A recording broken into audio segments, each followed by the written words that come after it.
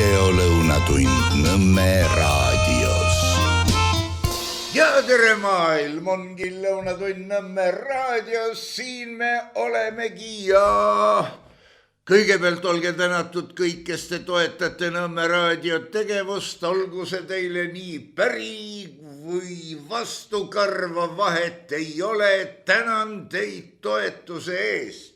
Järgmiseks vabandan eilse saate pärast, sest tehnika ka vananeb ja kipub tembutama. Väljavahetamiseks, sellest parem ei räägi, kuigi unistus oli, on ja jääb. Täna, nagu paljud inimesed teavad, on stuudios ei keegi muu kui herr doktor Viktor Vassiljev ja tegelikult võiks täna rääkida inimpaanikatest, nende paanikate olemusest ja paljust muuski taolisest. Näiteks üks paanikavormidest on, et ma torman vaatama ja võrdlema bensiini hindasid, kas on seal 2 senti odavam, kas on seal 2 senti kallim, kuigi selle odavuse võib tihtipeale ka autoga maha sõita, sõites sinna pärapõrgusse, kus kütus on odavam. Teine, nüüd forsseeritakse paanikat, et sa iga veerand tunni järgi võid kukkuda vahetama oma, ma ei tea, elektripaketti, ma ei ole seda uurinud, ma võin siin mööda panna. Või kõik tuled kostu, vaikus maa peale, raadiot ka ei kuule, kui see tuleb välisvõrgus, sest ja tõepoolest ei ole midagi parata. Pörsetamine kõigutab meie elektrit, nagu keegi kuskil oleks joomane. Samal ajal on ka stabiilse seisuga pakette, kus su hind tegelikult oli, on ja jääb selline, nagu tema on. Ma kahtlustan, et mul on niisugune pakett. Edasi paanika.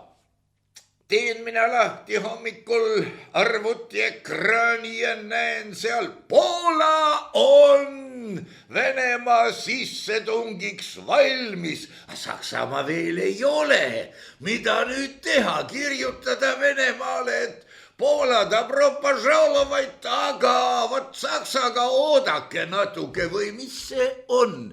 Tähendab, asi mõjub juba veidi ogaralt, siis rõõmustatakse meid, et Eesti majandus edeneb tänu sellele, et toiduainete hinnad tõusevad, aga inimesed ikka tahavad midagi süüa ja on sunnitud ostma. Assa kurat, kui hea.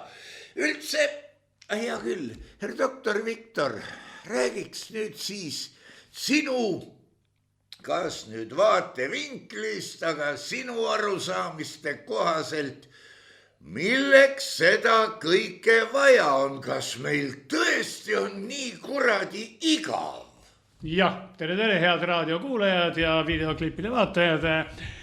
Milleks see vajalik on, aga ma arvan, et lausa mitmel eesmärgil. Kõigepealt külvata natuke segadust, tekitada rahvale mõtteainet, et ta mõtleks bensiini hindadele, mobiilteenuste pakkujatele, igasugusele muule tühjale-tähjale, ei mõtleks nende asjade peale, mis on valitsusele võib-olla ohtlikud. Kas see nüüd just paanika on? See ei ole paanika, see on asendustegevus või asendusmõtlemine, et inimene mõtleks välja midagi ohtlikku, anna talle mõtlemisainet millegi ohutu asjus. Paanika on see, kui teatatakse, et selle saatse saapa juures kuskil sealpool piiri Venemaa territooriumil on nähtud 7 sõjaväevormis venelast, 7 rohelist venelast, 7 rohelist mehikest ja sellega on siin õhutatud paanika. paanikat, seal on see, saab teenõik, mis läks mööda Venemaad, see on kinni pandud, oleme nüüd valmis, veame kahurid ka kõik sinna, eks ole. Vot see on paanika, see on tõesti paanika. See on mu meelest lausa ikka sinna lolluse poole kippuv hirmutamise vorm. Kuule, kui juba 7 Vene sõdurit on seoke tohutu hulk, mis ajab meid paanikasse, mitte ainult meie elanikud, vaid ka meie kindralid, meie otsustajad, ma ei tea, kes iganes, eks ole, no siis on midagi küll täitsa valesti, see on patoloogiline paanika. No, aga ma saan aru, 7 diviisi oleks seal, eks ole, 7 meest, no. Aga mis puudutab nüüd elektrihindade kõikumist, aga mõnele ongi see nagu siuke spordi moodi asi või ma ei tea, ta sisustab lihtsalt päeva sellega, et muudkui vaata, kuidas need börsihinnad kõiguvad ja siis on tal jällegi tegevust terveks päevaks, terveks ööpäevaks, et ta lülitab oma pesumasinad ja muud värgid kas ööseks tööle või teatud tundideks, vaatab, kuidas need elektrid ja värgid liiguvad, eks ole. Tegelikult, kui vaadata seda börsi kõikumist, ütleme, pikema perioodi jooksul, kuu aja jooksul ja võrrelda seda mingi standardhinnaga paketiga, teeb sama välja, see on ühendatud anumate seadus, see teeb sama välja, nii et suurt vahet ei ole, aga lihtsalt inimene, kellel on mingi kindel pakett kindla hinnaga, ta ei mõtle selle peale, palju oli täna hommikul elektri hind, oli ta 5 senti suurem või väiksem, ei, tema tegeleb rahulikult oma asjadega. Aga muidugi inimene, kellel on börsipakett, tal on võimalus raisates tohutult aega ja kulutades oma närvirakke ja jättes kõik muu kõrvale, tal on võimalus tõepoolest oma elektritarbimist reguleerida niimoodi, et ta hoiabki paar euri päevas kokku, isegi 10 euri päevas võib-olla hoiab kokku, võib-olla hoiab ka rohkem, mina pole proovinud, ma ei tea, aga seejuures ta ei ela mingit täisväärtuslikku elu, vaid ta värisebki kogu aeg selle hinna pärast, mis elu see on.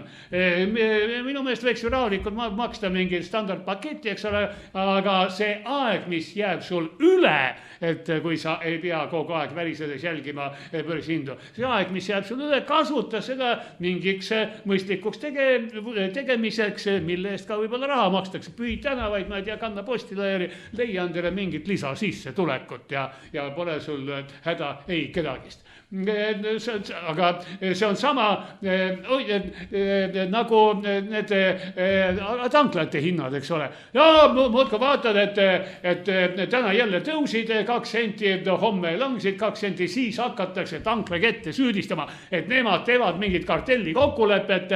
2 tanklat on samal ristmikul, üks on teise vastas üle tänava, eks ole, üks langetas 2 senti hinda, kohe teine langetas ka 2 senti hinda, et see on mingisugune kuritegelik kokkulepe, mida kuritegelik kokkulepet, nad ju näevad üksteise hinnasilte ja see on ju täiesti loomulik, et kui turul seal talumehed müüvad karduleid, üks võtab hinda madalamaks, teine võtab ka madalaks, üks tõstab, teine ka tõstab, nad näevad ju üksteist. Ma ei tea, mis kokkulepped, aga mis puudutab bensiini hindu, siis no ja eks need müüjad natuke liiguta hindu siia sinna selleks, et see ostja ka istuks paigal, vaid no jookseks ka natuke ringi, eks ole, elavtavad turgu, siuke väike liikumine käib, aga tegelikult ega sulle peremees erilist vahet ei ole, et tuleb sul see paagi täis bensiini, tuleb sul 5 euri kallim või odavam, ei ole seal suurt vahet, sest tõesti, sa raiskad rohkem bensiini tanklate vahel sõites ja tegelikult sa tangid oma bensiinipaagi täis juhul,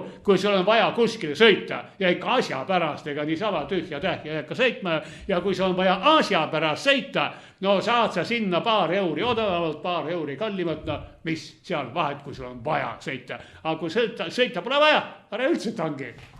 See on siis tegelikult mõnes mõttes inimeste reflekside testimine.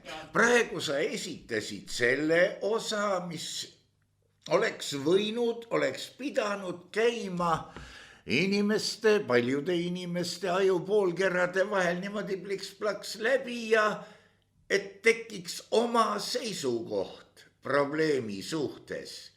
See on just see, et refleks hävitab sinu mõtlemisprotsessi, kas sa ikka pead nii tegema või sa ei pea. Samas tung olla teistest parem ja kavalam, see on kohe väga paljudel inimestel olemas, seda me näeme mõnes mõttes ka kommentaariumis. See Viktor Vassiljev räägib ikka head juttu küll, tõsi, mina kõigega nõus ei ole, aga see tähendab, et kommentaar on kirjutatud suhteliselt selleks, et rõhutada, et mina tean paremini. Kui keegi tuleb välja mingisuguse, ma ütlen pehmelt, teooriaga, et vot see asi on nii, siis tuleb kindlasti kuskilt keegi teine ja ütleb, et see asi on tegelikult hoopis naa. Ja milles on küsimus? Üks luges, ütleme 2005. aasta raamatut, teine 1994. aasta oma. Ja ega ma ei ütle, kumba pidi see oli, mitte mingil juhul. Aga seisukoht ongi just, et meile koolis õpetati, et vat see ja see on kõige koledam kurjategija siin ilma peal, tema sööb inimesi ja põletab maju. Ja teine ütleb, et ei, jäta järgi.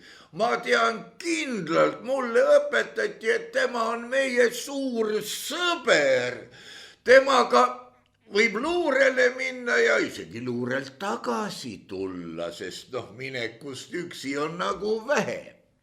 See on üks müstiline seis ja praegu me näeme mõneti selle seisu üksjagu, ma ei tahaks öelda teatraalset, aga teatraalitsevat lahendit. Kes hääletab selle erakonna poolt, see tuleks maha lasta või umbes niimoodi. Vastavalt vahendile, kellel püssikogemust ei ole, see võib ju öelda, et kes hääletab selle erakonna poolt, see tuleks aknast välja visata 9. korruselt, et siis plats. Seda ta võib-olla kuskilt on oma tähelepanekutest järeldanud, et vaat kui sa võtad näiteks kristallklaasi kätte ja lased sõrmed sirgeks, siis klaas kukub, tont ja pudeneb huvitava kujuga kildudeks. Praegu erakondade vaheline kisma, mitte kisma, vaid üksikindiviidide teatraalsed väljaastumised.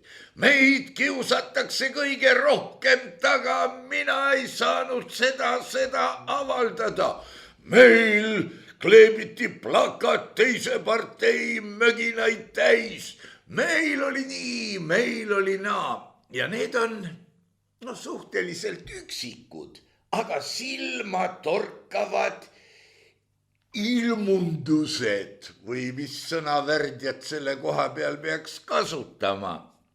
Ja vot siin me olemegi, et parteide ja erakond, partei, kurat seda teab, kuidas neid nimetama peab. Igal juhul nende omavaheline nääklemine, mis käib muide ka Toompeal, et sina kuradi kana, pane oma suu kinni või umbes nii. See on jõudnud praegu alla ja on vaata, et kõige vingem vahend sõbraliku ühiskonna tekke vastu. Praegu me elame ikka tingimustes, kus inimesed, kodanikud, võib-olla ka mittekodanikud, hallipassimehed, nendel on muidugi ükskõik. Aga meil keeldutakse üksteisele silma vaatamast. Jalakäija astudes sebrale vaatab rõhutatult paremale, sealt auto peaks tulema ikka teiselt poolt, aga tema tahab oma õigust realiseerida. See, mis toimub tegelikult autode vahel. Noh, autojuhid muidugi juhivad neid autosid, on ka omaette huvitav. Kohati ikka köetakse üle, ma ei tea, 3-4 rea jutti. Meil on siin isegi üks 5-realine lõik, vist 5 rida koguni ja Tallinnas. Ja noh, ütleme, ringteelt sisemise ringi pealt välja sõitmine peab toimuma viimasel hetkel ja parem kui ilma suunatuleta, sest mul on õigus sinna sõita. Suunatuli on üldse sihuke vidin, millega vist märgitakse õnnestunud manöövri lõppu. Kõigepealt on äkkpidurdus, siis pööre ja siis suunatuld ka korraks. Millised on sinu rõõmsad tähelepanekud antud valdkonnas, Viktor? No mina üritan liigelda viisakalt, sellepärast et ma tean, et mida rahulikumalt mina liiklen, seda vähem tekitan ma probleeme teistele juhtidele ja seda vähem siis on nende poolt mingit mõttetut tõmblemist. No seda ohutab on, sellepärast et mina tahan jõuda kuskilt punktist A punkti B, mitte 5 sekundit kiiremini, vaid ma tahan jõuda kohale ohutult. Aga eks noh, inimesi on igasuguseid ja mis siin ikka õpetada. Aga see silmside, just see pilkude vältimine, kui otsa vaatad, siis on nagu, kurat, see on nagu Vene vangilaagris. Jah, sest vaata, tänav koos kõige liiklusega on ikkagi teatud ohuallikas, nii et kui mina liigun, siis ma hoian igaks juhuks silmad lahti, sest ma tean, et mina võib-olla teen kõik õigesti, eks ole, aga loll võib ju ka kuskilt tulla, nii et ma igaks juhuks vaatan üle õla, kas loll ei tule kuskilt, ta on ohtlik koht, tuleb silmad lahti hoida, aga on tõepoolest inimesi, kes arvestavad lihtsalt oma õigusega, seaduse järgi, mul on õigus kõik, ma ei peagi üldse vaatama, kus ma astun. Mul on õigus. Nii kirjutame hauakivilegi, tal oli õigus. Jaa, muidugi. Surmada sai. Ja no kuidas sa ka ei tõmbleks, lõpp on kõigil üks ja sama, jah. Aga eks tõmblust on ääretult palju ja kas või need samused bensukad hinnatõusud, langused. Rahulikult tuleb võtta seda asja, siis tegelikult bensiini hind, ta sõltub nafta hinnast, eks ole, aga nafta hinna kõikumised maailma börsidel, nad ei tohiks üldse mõjutada tänapäevast bensiini hinda, sest nafta on ju börsilt ostetud aasta varem, kui bensiin siia tanklasse toodi. Nii et need hinnad ei ole omavahel, ei peaks sõltuma, kuigi nad sõltuvad millegipärast. No hirm ju, vaata kurat 2 aasta pärast nagu nii läheb.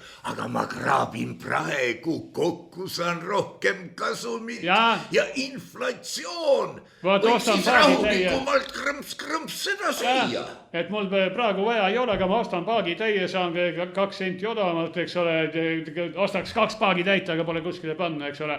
Seda küll, aga läheb pool aastat ja ta tõuseb nii sul mitte 2 senti, mitte 5 senti, vaid 10 senti tõuseb. Ja kogu lugu. Nii et suurt vahet ei ole, mis hinnaga sa nüüd täna ostad. Nad sa varem, nad sa odavam, nad sa kallim. Aga siin muuseas, siin kehtib ka poe kassa sündroom. Et on mitu kassat, eks ole, 5 tänapäeval ei tööta, on kuskil 5 kassat, 2 heal juhul. On kassad, eks ole, kassasabad ja sa tuled vaatad, et teise kassasaba on lühem ja sa jooksed sinna, eks ole. Reeglina, nii kui sa oled sinna tulnud, kassa neiu paneb sinna sildi, kassa on kinni ja kogu lugu. Murphy seadus. Jaa, Murphy seadus. See ei vii sind mitte kuskil, ei ole mõtet vahetada neid kassasabasid, sest tegelik tulemus on üks ja sama hea, kui näiteks mobiilse sideoperaatoreid vahetada. Ei ole tähtsust, täna annab sul Telia natuke odavamalt mingit paketti, sa jooksed sinna, aga nii kui mitte ainult sina, vaid 10 või 100 klienti on sinna ümber jooksnud, sinu endine teleoperaator vaatab, ai, see ei kõlba ja langetab hinda veelgi. No, ja mis sa võitnud oled, jälle pead tagasi jooksma. Jällegi see on see sama poekassa sündroom. Nii et rahulikult tuleb võtta neid asja, aga kui keegi peab oma elu eesmärgiks kindlasti tänased 5 senti kokku hoida, tänapäev. No siis elabki selle nimel, miks mitte, see on päris tore siuke elu mõte, elu filosoofia, no ka peremees, ela siis selle nimel, sa ei tee sellega kellelegi halba, ei riku ühtegi jumala käsku, nii et tegele sellega, miks mitte. Nojah, aga siin on see suti olulisem moment, see on silmside vältimine ja teine asi muidugi, kui sa vaatad ikka inimesele otsa, siis oleks ju kena naeratada, et ei olegi nii perses, kui arvata võib, noh. Vaata, autojuhtidel jälgi siuke komme, et kui keegi tahab sõidurida vahetada, eks ole, ma lasen ta ette, endast lasen ette mine, eks ole, siis sa ei sügele siin minu kõrval või selja taga. Ma lasen ta ette ja viisakas autojuht selle peale korra vilgutab ohutulesid, eks ole, ütleb aitäh. Jah. Oota, aga see on viisakas autojuht, millal sa viimati nägid viisakat autojuhti? On keegi kuskil kuulamas, kes on viisakas autojuht? Tõstku käsi. Kuule, ma ei näe ühtegi tõstud. Ei, on küll. Aga siis kuule, on küll, aga kui ma näen sellist viisakat autojuhti, tead, ma lausa rõõmustan, juubeldan, minu päev on tehtud, ma nägin viisakat autojuhti. No ei, eks me kõik ole suti viisakad, aga... Kui teistmoodi ei saa. No jah. On veel üks selline nähtus, kui me läksime juba peale. Sõidavad rekkad. No neil on suur piki vahe, ütleme, neid on 3. Ja siis hakatakse neist ühe kaupa mööda sõitma. Aga ma ei tea ju, mitu tonni jääb sel juhul minu selja taha. Küll aga võiks välja rehkendada, et kui esimene teeb äkkpidurduse ja tagumine ka, siis nende ninad või tähendab nende kered, korpused võivad kokku puutuda ja ma olen seal vahepeal. Rekkad ei hoia pikki vahet mitte pulli pärast, vaid nad tahavad ka elada. Ja kui näiteks tee peal paistab, et neid on ees 3 tükki, siis isegi kui nad sõidavad natuke närve käivalt aeglaselt, ma väga valin, kus ma hakkan mööda sõitma, sest ma tahan sõita mööda kõigist 3 korraga, mitte hakata siin enda taha jääva närve sööma.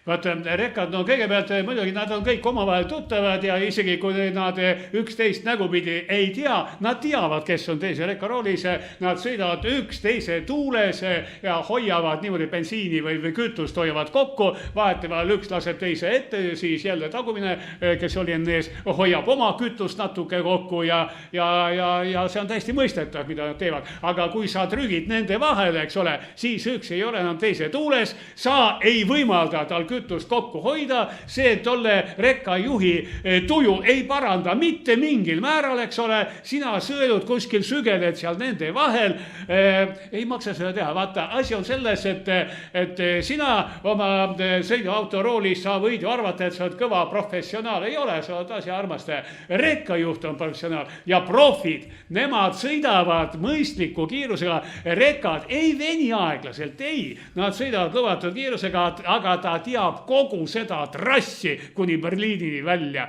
Ja tema teab, et praegu ta sõidab sellise kiirusega, siin oleks võinud sõita 5 kilomeetrit kiiremini, eks ole, mis tähendab, et kuskil paari kilomeetri pärast peaks pidurdama. Ja sellega ta kulutab piduriklotsi, kulutab bensiini ja nii edasi, või oma kütuste. Nii et tema sõidab lihtsalt mõistlikult. Kui sa sõidad rekka järel, siis ka sina sõidad mõistlikult, säästlikult ja aega sa ei kaota teps mitte. Isegi kui rekkajuht otsustab, et okei, ta on siuke tuju, et ta 90 lubatud tsoonis sõidab, ütleme täna 87, aga ta on siuke tunne. Kui ta seda teeb, tal on ikka selleks põhjus. Aga jah, kui sa sõidadki 3 kilomeetrit tunnis vähem, kui sul oleks võimalik tegelikult sõita, no Tallinnast Pärnu, no sa tuled 7-8 minutit hiljem. Ja mis siis?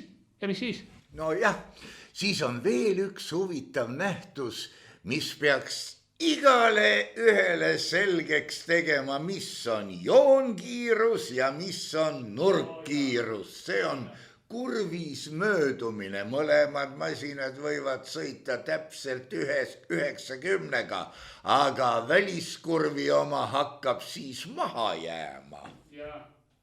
Igal juhul rekkajuhtidest tasub õppust võtta, nad on professionaalid, eks ole, aga jamada nendega ei tohi, mitte sellepärast, et rekkajuht on julm mõrtsukas, ei ole, ta on normaalne inimene nagu iga teine, eks ole, aga no, tema suur sõiduk ei tee nii äkilisi manöövreid kui sinu väike, eks ole, et kui sõidad talle ette, eks ole, ja lööb pidurit põhja, no ta lihtsalt sõidab sinust üle ja kogu lugu. No temaga midagi väga hullu ei juhtu, aga sinul pole pärast enam vahet, kes süüdi oli. Ja vaat siin me oleme jõudnud tegelikult kahe asja võrdlemise juurde. Üks on jalakäija, kellel on õigusi nii, et kusjuures me kõik käime jala ju siin, seal kolmandas kohas. Aga ole sa roolimees või jalakäija, pilkus Selveris või mõnes suures poes sa ikka kipud vältima. Muide kassapidajad, kellest siin ka juttu juba oli, nemad ikka korra paar viskavad sulle pilgus silma ka ja sellised teenindajad, kes peavad hoolitsema, et sa ära ei eksi või umbes nii, need ka, aga kassapidajal on hea silmsidet võtta, sellepärast, et tal on klaas vahel ju. Kassapidaja, tema on sunnitud ka mingil määral psühholoogitööd tegema, sellepärast, et ta peab sinu kliendi, ta peab kliendi ära hindama, et kas äkki on purjus, äkki on loll, eks ole, äkki on hull ja äkki on alaealine ja tahab siin mingit alaealistele keelatud kaupa osta. Nii et ta on sunnitud korra sulle pilgu peale viskama, aga muuseas ta sekundi murdosa vältel saab täieliku pildi ette, kes sa siuke oled. Nii et seda ta teeb, jah, muidugi, mitte sellepärast, et tal oleks tohutu sügav huvi sinu intellektuaalsete võimete vastu. Aga kuidas nüüd elu hakkab edasi minema? Ütleme, saame need valimised ja hääletamised mööda. Võimule tuleb see partei, milles on kõige rohkem neid esindajad, kes lubasid ühe teise partei liikmeid aknast välja visata või maha lasta. Kas me siis näeme, et haukuv koer ei hammusta või mida? Vaata, jällegi. Tehakse koalitsioon selle oma verivaenlasega ja ei ole häda kedagist.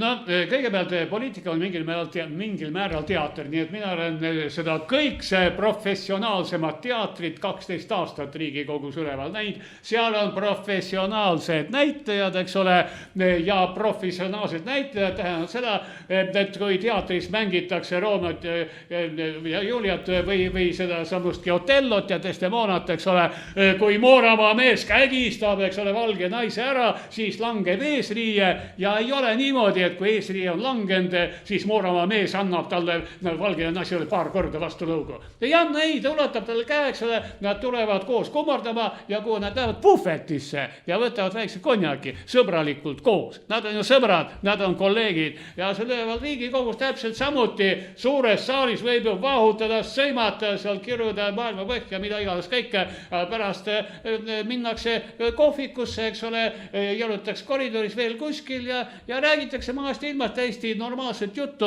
Nad on kolleegid, nad on samad näitlejad, ainult et täna mängid sina Mooramaa meest ja mina mängin, et sa võiksid mind kägistada. Aga homme olen mina Mooramaa mees, määrin näosaapa viksiga kokku ja kägistan sind ja sina pead siis lamama rahulikult ja laskma seda südamerahust sündida. Nii et poliitika on samasugune näitemäng, aga mis puudutab valijat, no valija jah, usub siiralt, et kui ta valib teatud ühe erakonna esindajad, siis nad võtavad labidad kätte ja teevad linnatänavad korda, teevad linnatänavad.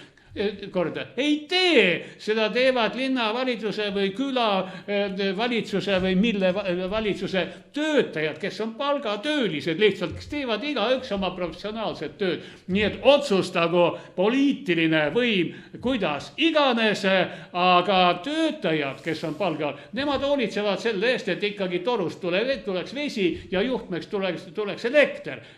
Isegi kui uus värske poliitiline jõud tuleb, ütleb, teeme teistmoodi, vanasti tehti niimoodi, see ei sobinud, me oleme uuemeelselt, teeme uut moodi, et torudest tuleks elekter ja juhtmest tuleks vesi, eks ole. Okei, ütlevad töötajad ja teevad ikkagi niimoodi, et torust tuleb vesi ja juhtmest tuleb elekter. Peaasi, et nad tuleksid õigel ajal. Sa puudutasid praegu olulist komponenti, sest vaata, see teater, kurat, tahab olla kohati tänapäevane. Nii et sul võib olla küll Riigikogu saalis Otello värk, kus käib kõige pingsam arutelu, mille tulemusel siis, kuigi me teame stsenaariumi järgi, et kägistatakse, aga peab jääma mulje, et see on siiski üllatus ja korraga Piraki laval on mingi kuradi suveöö unenäo seltskond ja teeb oma tingeltangelit ja nii edasi. Siis on Macbethi nõiad oma mürki keetmas kuskil metsa all. No hea küll, oleks siis vähemalt kõik Shakespeare'i värk, aga ei ole ju. Muide, Pärnu teatris kuskil möödunud sajandi 70-ndatel mu teada võeti kätte ja ma nüüd ei tea, kas täies pikkuses või kuidas, aga ühe etenduse kostüümi ja lavakujundusega mängiti teist etendust, nii et võis tulla sisse nõukogude insener, teha oma reverantsid kaabuga vehkida mõõk käes ja hakata seletama, et kui neid kuradi polte kohe ei tule, siis tead. Ja samas arutas mõõga ja mantli sats, kuidas neid asju ajada.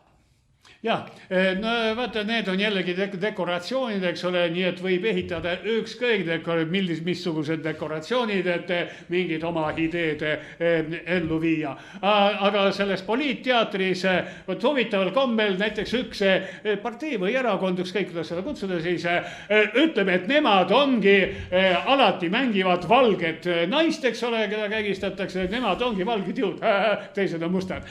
Ja ongi ja pika peale hakkab rahvas uskuma, et nad on valged naised, kõik ongi valged naisterahvad ja aga siis järsku koalitsioon mängitakse ümber või ta kukub uppi või mina ei tea, mis juhtub, on nad tarbinud mingid keelatud aineid, aga läheb asi vastupidi ja need, kes olid valged naised, need hoopiski muutuvad mustadeks moorama meesteks ja mis nad hakkavad tegema, nad ei hakka nutma ja töinama, et näed, kui mina vaesek, et valge naistel ei, nemad otsivad kohe, kust saaks seda saapaviksi ja mõnuga hakkavad ennast võõpama mustuseks. Ja ka nii võib, kuigi tegelikult anna meediale tuld takka ja küll rahvas usub, et see kleenuke valge plika on tegelikult suur must mees ja vastupidi. Ja kes vaidleb vastu, neid hakatakse kägistama.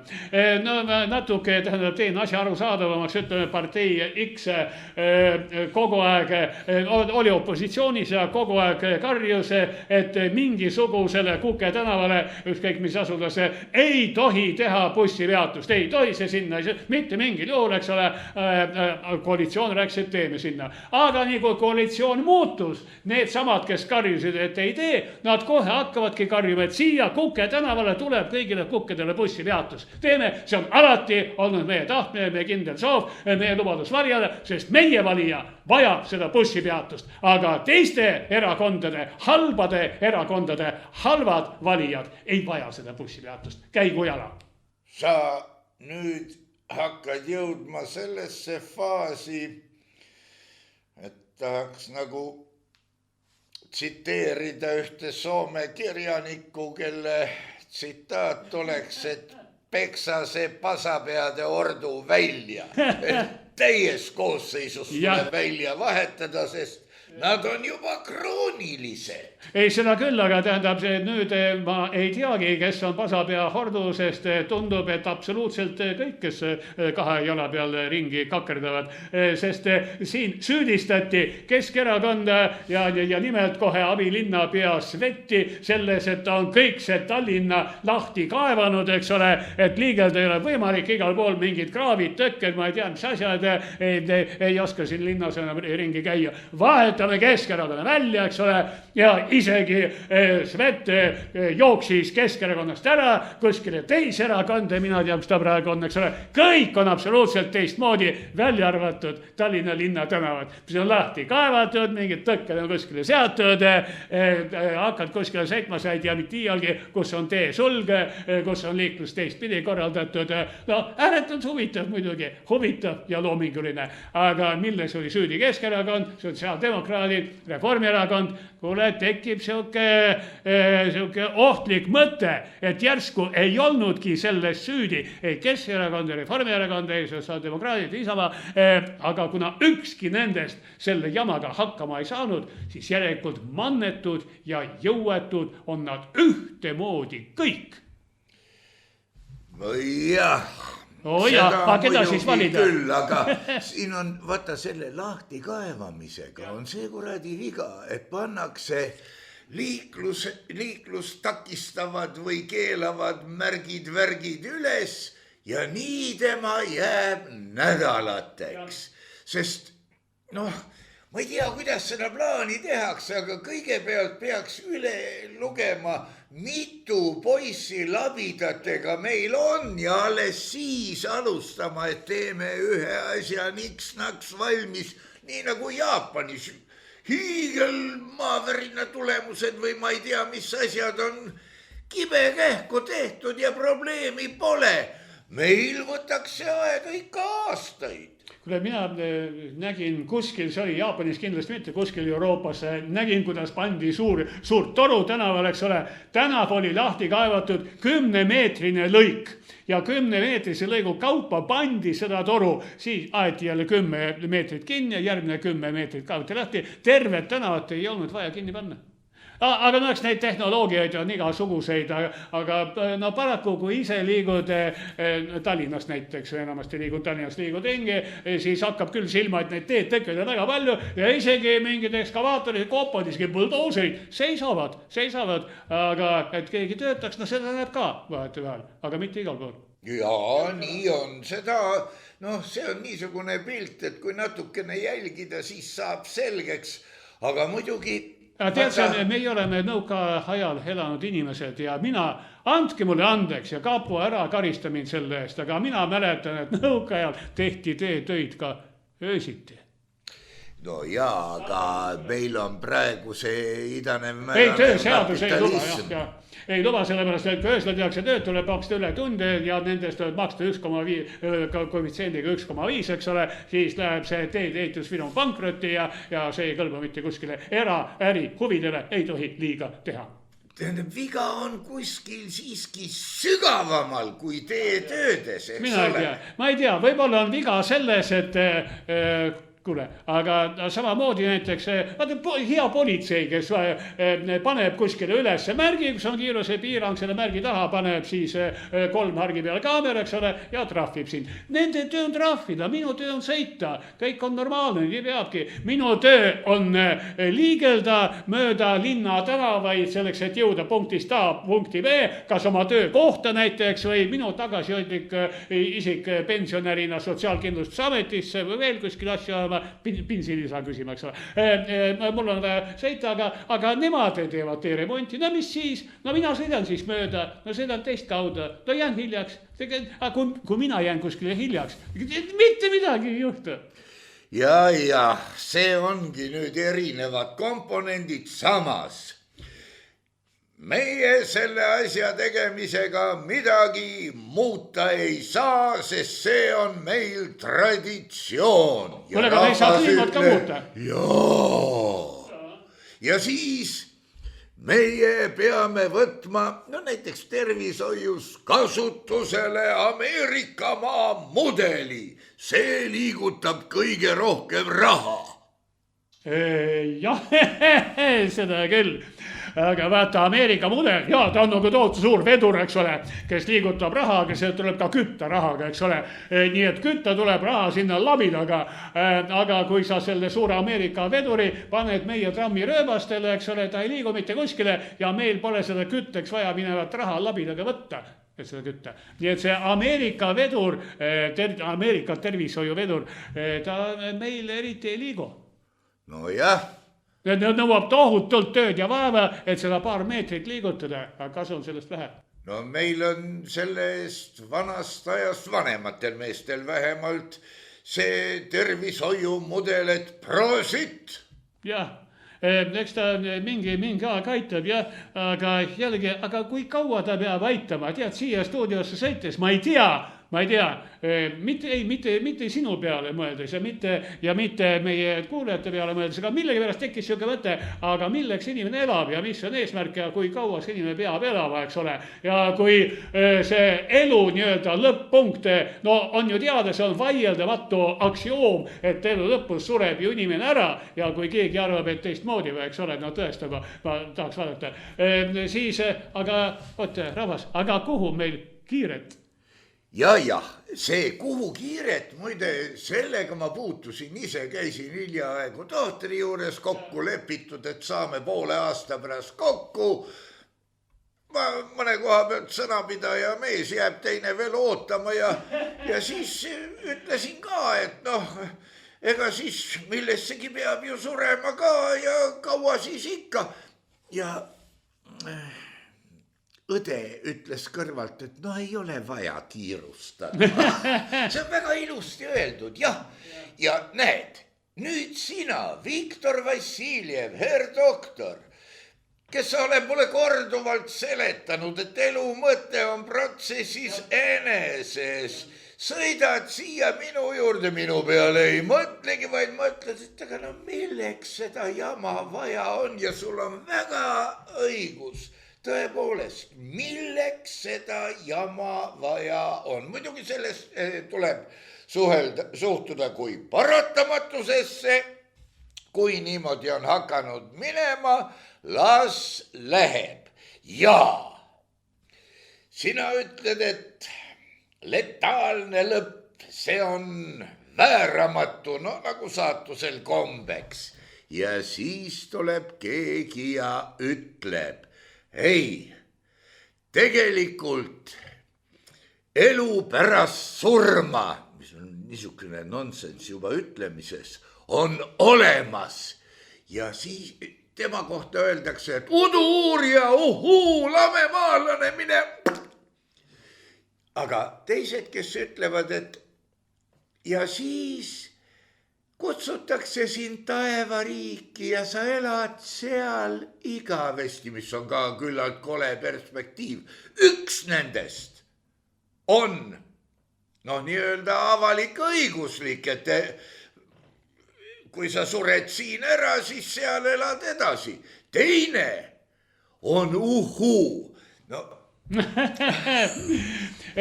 on ta huhuu või ahahhaa, eks ole, peremesega sul siin praegu elades selle patuse maa peal, ausõna, pole mitte mingit vahet, mis saab pärast surma, et kas läheb sinu hingekene kuskile teistesse mõõtmetesse, teistesse universumitesse või nüüd käib pilve peale, eks ole, või sügavale maa alla. Siin praegu elades meie seda ei tea, sest meie elame seda maist elu, mis lõpeb siin selle maa peal ja see ongi lõplik ots, aga kuskil mujal, eks ole, see algab kuskil mujal ja meie praegu siin ei tea seda, aga kui me oleme juba seal, eks ole, siis me ei tea mitte midagi sellest, mis meil siin selle planeedi peal toimus.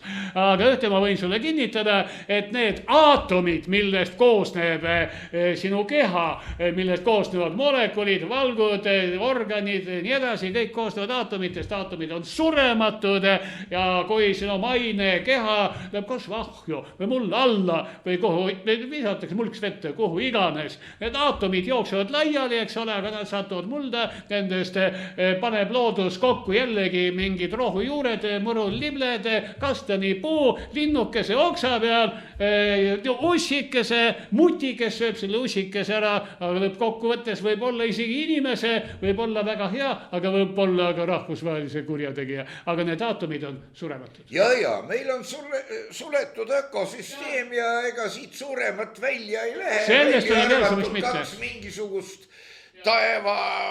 universumi objekti, mis tulevad kaugelt ja üks on hirmsam kui teine. Aga samas muidugi, vaata, kui neid aatomeid ja vidinaid satub ühest organismist ühte kohta kole palju, kujuta endale ette, sa võtad jood klaasi vett ja ütled, kurat, see oli küll pets.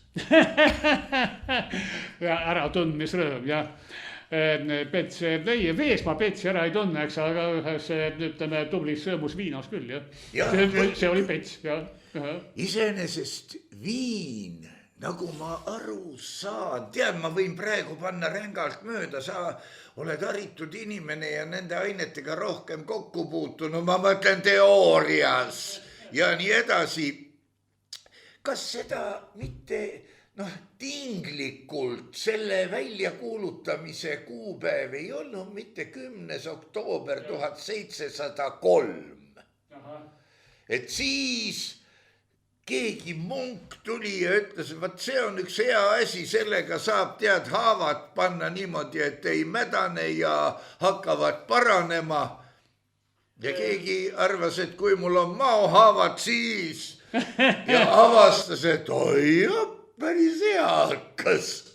Kuna haavade peale pandi igasugust värki, mis segati kokku musta kassi soojast junnist, kuke verest jämlik. Süüta poiste piss olevat rüütlitel olnud kaasas lähkrites. Ei, ei olnud, nendel olid süüta poisid kaasas. Lähkriste läheb pahaks. Vaata, selle poisi pissiga, see on meditsiiniline fakt. Asi on selles, et haavasid tuli millegagi pesta tol kaugel ajal, mingeid desinfitseerivaid vedelikke ei olnud. Vett sai kohalikust jõest, porilombist, kus iganes. Raudselt olid seal bakterid sees. Raudselt läks haav mädanema, läks hukka, jalg tuli maha võtta ja suri rüütel ikkagi maha. Nii et ainuke steriilne vedelik, millega sai loputada haava, oligi piss, aga parem, kui see oleks olnud tõepoolest süüta poisi oma, sellepärast, et siis on kindel, et seal pole ka mingit tripperit sees. Ja kui me tuletame nüüd meelde Juhan Smuuli näitemängu Kihnu jõnn, siis seal oli 3 rohtu, kui peopesad on verised või umbes niimoodi ja viimane neist oli kuse peale. Ja muidugi, sest tervel inimesel, kellel ei ole mingit suuteede nakkust, ongi, peakski kusi olema steriilne. Ja mõned millegipärast joovad seda kopsuhaiguse vastu vist või eks see ole ka siukene suletud taastootmine mõnes mõttes. Ega ma ei tea, ma ei ütle selle kohta head ega halba. Igasuguseid trikke peab tegema, mille juures ei tohi üldse alahinnata usu tähtsus. Muidugi üks küsimus mul siiski veel. Kuidas pimedal keskajal allikatest tuli reostatud vett? Ma ei tea, allikatest, vaata pimedal kaugel ajal keegi ei puurinud seda auku kuni kambriumvendi veekihini, mis on teatavasti 120–140 meetrit sügav, eks ole, vaid see oli tegelikult pinnavesi allikas. Nii et ta oli, ütleme, 5 meetri või 10 meetri sügavusel maahaluses mingis ojas, jões, veesoones oli ta puhas, aga nii kui ta tuli pinnale, ta oli põhimõtteliselt juba reostatud millegagi. Oleneb, mis metssiga või mingisugune muu tõbras käis seal oma räpase suuga joomas. Ei tea, kas need olid nii räpased, minu meelest keskaja eripära oleks võinud just olla see, et elu oli palju ökoloogilisem ja puhtam kui tänapäeval. ei, seda küll, aga seal ka allikas, kui kogu küla teadis, et see on puhas allikas, kogu küla käis oma hämbritega sealt vett ammutamas ja vahepeal keegi neid hämbreid ju ei pesnud. No seda muidugi, aga no ma usun, et eks need kered olid harjunud ka ja see, noh vaata, siin me jõuame tahes-tahtmata totra koha peale, et meil on ikka olnud mitu tsivilisatsiooni, sest vaata väidetakse ju, et kultuurkiht, näed, kallati aga oma äad aknast alla ja esimene korrus mattus selle alla. No ma ei usu, inimene ei oleks sealt ju oma jalal läbi läinudki. Ja üldse need legendid, missugune kole oli elu ja kuidas ta alles praegu särama hakkas. vaata, et tsivilisatsioonide vahelised piirid on täiesti kokkuleppelised asjad, sellepärast, et kas usuti ühte vana jumalat või teist noort jumalat või kogu püha kolm ainsust täiega. Need on väga kokkuleppelised asjad, aga tegelikult see, kes uskus, oli ikkagi seesama homo sapiens, kes rõõmsalt juhindus põhiliselt ikkagi kolmest asjast, mis on nälg, sugutung ja hirm, eks ole. Ja oli siis üks või teine tsivilisatsioon, aga niisul on väga huvitav sihuke kriteerium, mille järgi hinnata tsivilisatsiooni, selle järgi, kuidas inimesed käitlesid oma väljaheiteid, kas poetasid junnipõõs alla või kraapisid mulda peale või tühjendasid ööpoti keset tänavat, miks ka mitte, sest härrasmehed teadsid, hoidsid maja seina ligi ja kandsid laiu kübaraid, eks ole, laiad kübarad ja tsivilisatsiooni ilming, lai kübar, mood laiale kübarale ja et krae vahele ei kallaks keegi. Ja mis me nüüd tänapäeval teeme, seesama ööpoti sisu, ütleme nii piltlikult, eks ole, läheb kanalisatsiooni torusse ja kuna meid on siin maakera peal keskelt läbi 10 000 rohkem, 10 korda rohkem, kui meid oli 100 aastat tagasi, eks ole, siis 10 korda rohkem sitta läheb need torudega, eks ole, kuskile sitapuhastusjaama, kus siis puhastatud sitt läheb merre ja sellest kogutud sitt läheb kottidesse, hunnikutesse, seda laotatakse kuskile põllule. Suurt vahet ei ole, loodusesse läheb ta igal juhul. Vaata, siin on mõningane vahe. Ja vahe on just selles, et praegu me oleme jõudnud juba nii kaugele, et ma usun, et sulle ka koolis ei õpetatud, et see, mida peeti lossi juures hiigelkaevuks, oli tegelikult küttekolle, kus soe õhk läks siis lossi ruumidesse ja nii edasi. Et tornide küljes olid väljaehitised, mis olid peldikud ja sealt siis lasti kohe otse maapinnani välja, milles ma kahtlen, sellepärast et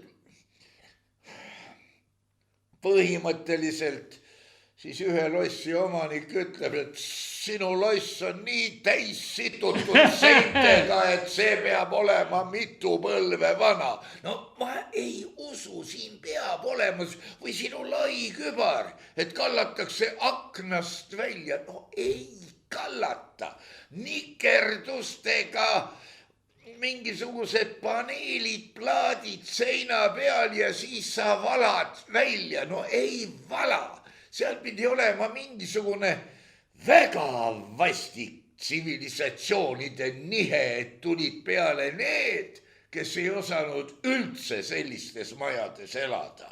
Ja seda küll, aga ma olen käinud Aafrika ja Idamaa külades, kus tõepoolest tänav on ehitatud niimoodi natukene keskele viltu ja majadest tulevad plastmaastorud sinna keskele ja kõik see, mida meie peame nagu kanalisatsiooniks, voolabki sinna ja kuna külakene on ehitatud mäenõlvale, siis kõik see niriseb sinna alla. See on normaalne. see on normaalne ja keskaja lossid, no mina olen küll näinud, et torni otsas olev see sammune putka, eks ole, kus on auk põrandas, tavaliselt see oli selle lossi kraavi kohal, nii et sinna kraavi ta mulks ja mulks kukkuski. no jah, võib loota. Ja muuseas samal põhimõttel töötas kanalisatsioon juba vanas Roomas, ka seal olid ehitatud rikaste patriitside villade alla, olid ehitatud sellised käigud tellistest, mõned olid lahtised, mõned olid ka kinnised, eks ole, kus siis voolas vesi ja mulks ja koos selle veega voolas siis kuskile vaeste linna osast läbi, eks ole, kust edasi sattus jõkke kindlasti, no kuhu ta mujale ikka satub, jõgi viib kõik minema. Ja selleks, et Cloaca Maxima toimiks, oli vaja akvedukti. Jah, sest vesi pidi kuskilt sisse tulema, aga jällegi Suleiman Suure ajal, eks ole, Türgimaal, seal olid juba mitte päris vaterklosetid ehk veepeldikud nagu meil tõmmatavad, aga seal tuli niimoodi astmega alla, eks ole, ja siin siis tekkis, kus parajasti häda tehti, selle sama koha peal tekkis väike siuke nagu veejuga. Nii et ei midagi uut siin ilmas, nii et jällegi rikastel natuke keerulisemad tehnoloogilised rakendused, vaesematel jällegi omad, aga veel kuskil eelmise sajandi alguses Eestimaal ikkagi taludes mitte mingit vesipeldikut ja ei olnud, ta oli tavaline peldik laudseintega ja uksega, kuhu oli südamekene. No see on 100 aastat tagasi alles, enne seda mindi teise ruumi lehma juurde. Lehma juurde sõbralikud muidugi, noh, üks sõnnik kõik ja. No jah. No nii. Lehmal polnud midagi selle vastu. Me võiks nüüd minna jubedamate momentide juurde sinna tagasi, et Poola on valmis Venemaa sissetungiks, Saksamaa veel ei ole, ma ei tea, Hispaania, Itaalia ja Inglismaa vist nagu valmistuvad. Ei, Hispaania ei valmistunud. Hispaania oli ainuke, kes ütles, et meie 5% sellest majanduskoguproduktist ei maksa, eks ole, mille peale siis Trump vist oli see, kes ütles, tuleb NATO-st välja visata. Nii, sõidame siit edasi. Kui Vene armee peaks tungima Euroopale kärina-mürinaga peale, mida niimoodi rahvale pakutakse. Vaata, mul on vahepeal väike küsimus, kas Ukraina on Euroopa või on Aasia, Afrika äkki? No see on rõba nimi äsa. Ta ühes küljest on igal juhul, ta on must. Geograafiliselt on Euroopa. Ja eks sealt müüakse kaupa välja ka igasugust kohe, aga tont sellega. Ma mõtlen, et kui palju on Venemaal armeed kui niisugust, et kui kaugele nad saavad tungida, sest iga ruutkilomeetri peale tuleb ju kontrollorgan siiski maha ja metsa ei ole. Võib-olla ei ole vaja, aga võib-olla on vaja. Kui kaugele nad jõuaksid, see on muide Hjalmar Mäe kole ennustus, kui suurem Saksa delegatsioon oli Eestis, et see, et nüüd Saksamaa põrutab Uralini välja ja edasigi veel, et see on absurd. Nii palju ei ole lihtsalt rahvast, elanikke, titest ätini või surijani. Jah, mis puudutab Venemaad, siis 140 miljonit elanikku, võtame sealt maha 40 miljonit lapsukesi, kes ilma vanemliku abita ei oska ringi käia ega liikuda, eks ole. No siis 100 miljonit sõdurit, sellepärast raugad lähevad ka nende hulka, naised ka. 100 miljonit on täitsa käepärast võtta. Venemaa ise jääb võredaks ja sinna 100 miljoni hulka käib ju teiselt poolt Uraali seltskond. Seal on ju vaja ka areaali kindlustada. Ei ole vaja, sellepärast, et nemad ei tule mitte nii pea, kui nad hakkavad sealt üle Hiina müüri ronima piltlikult öeldes. Nendel ja hiinlastel ei ole mitte kuskile kiiret, nad teavad, et tulevik on nende päralt, eks ole, nad tulevad täiesti rahulikult, ehitades vahepeal oma külasid, linnu, raudteid, mingeid torustikke, värke ja see kõik võtab tohutult aega ja isegi Putin saab aru, et tema ikkagi 200 aastat ei jõua neid ära. Seda küll, aga umbes sinna ma tahtsingi jõuda, et siin tekib mingisuguse ideoloogilise või religioosse koosseisu nihkumine läände praktiliselt täiega, teispool Uraali ei elata enam halasso, vaid öeldakse oma emakeeles, kuidas elatakse. Ja see on üks sõnge liikumine, kusjuures siia tuleb juurde võtta veel see, et meil on küll Euroopas igasuguseid riigikesi ja hiigelkatus selle kohal, ma pean silmas Euroopa Liitu, mis tahab kontrollida väga elanikkonda, et kõik oleks registreeritud, et töö saamiseks peab sul olema mingi elektrooniline arveldus ja õhtul, et traktor saaks teki peale tõmmata. Hullem kui Nõukogude Liit mõnes mõttes. Ja aga hiinlased ajavad oma asju teistmoodi, et seal julmalt riik maksab Hiinas toodetud autodele peale, Trump või keegi võib tõsta nendele seda tollimaksu, eks ole, Hiina riik plekib selle ka kinni, et lihtsalt Hiina autod tasakesi vallutaksid Ameerika ja Euroopa turu. Ja kui hiinlased tahavad vallutada Siberit, Euroopat, kogu maailma päikesesüsteemi, Kuu ja Marss kaasa arvatud, nemad ei hakka kulutama inimelusid ega raiskama sõdureid selle peale. Milleks? Nad teevad seda hoopis kavalamalt, nad sünnitavad rohkem lapsi. Iga pere sünnitab 4 last, eks ole, ja tasapisi nad vallutavad oma uusi alasid, mitte kaotades inimelusid, vaid luues inimelusid. Ja see võtab aega ja hiinlasel on aega küll, sest idamaad erinevad läänemaadest sellega, et kui läänemaad ajavad taga mingisuguseid uuendusi, siis idamaad tahavad, et oleks midagi kindlat. No vaata, aga paraku Euroopa ei ole veel...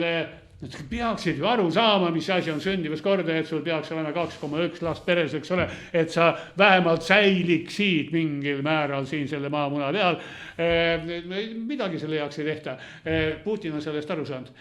Ja Venemaal on praegu käima lükatud mitu programmi sündivuse suurendamiseks, kus juures selleni välja, et keskkoolis vanemate klasside tüdrukutele makstakse raha peale, kui nad jäävad rase. Jaha, see on omaette muidugi ja see näitab, et küsimus ei ole mitte niivõrd lapses, kuivõrd küsimus on rahas. Eile ma muide käsitlesin seda teemat. Meil ju ka siin käib ahastamine, miks naised ei sünnita. Ja üritasin natuke selgeks teha, võib-olla mõni sai arugi, et sünnitusele eelneb vähemalt 9 kuud. Protsessi ja sellele 9 kuule võib ka 11 eelneda ja siis, kui see on sünnitatud, järgneb sellele, arvestades eestikeelset haridussüsteemi, järgneb sellele vaata, et 20 aastat nunnutamist, pissitamist, potitamist, kui see ise tahab õppida meedikuks, siis võib-olla 30 või enamgi veel. Nii et võtame ja rehkendame kokku, kui palju meil on vaja stabiilset korralikku riiki, et sünniks rohkem lapsi. Mitte seda kuradi hullust, et kes hääletab selle partei poolt, ole sa eestlane või ma ei tea mis, see tuleb ära tappa.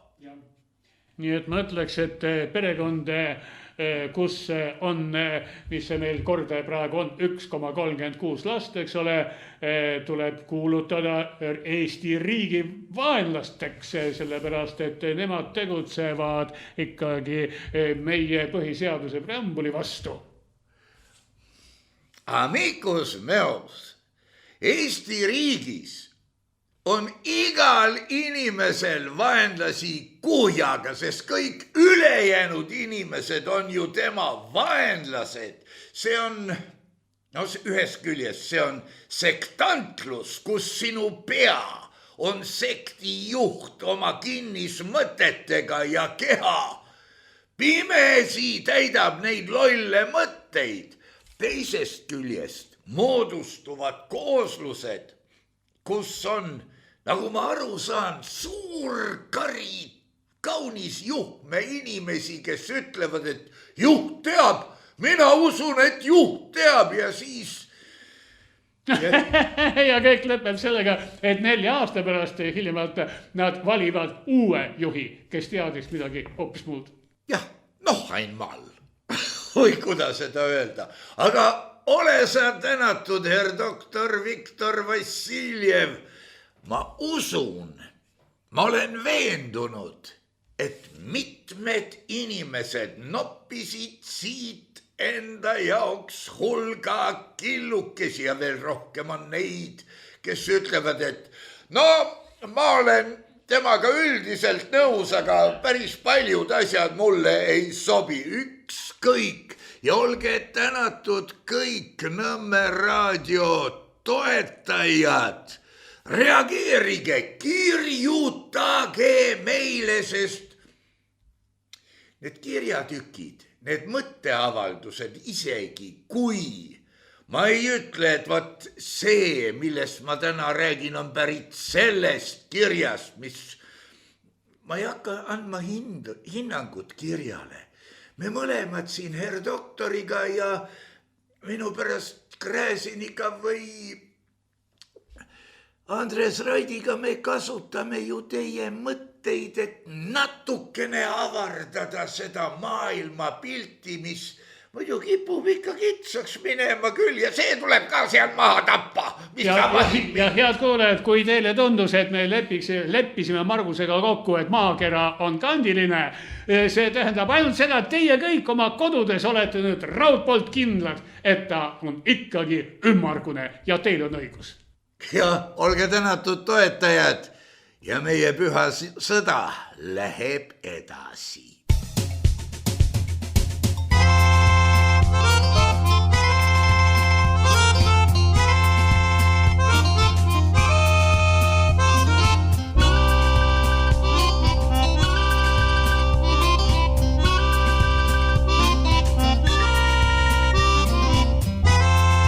Saade on salvestatud 2025. aastal.